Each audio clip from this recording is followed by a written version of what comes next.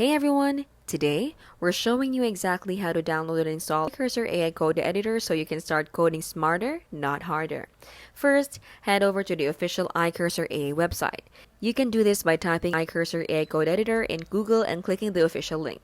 Make sure it's a legitimate site to avoid downloading unsafe files. Once on the site, look for the download button.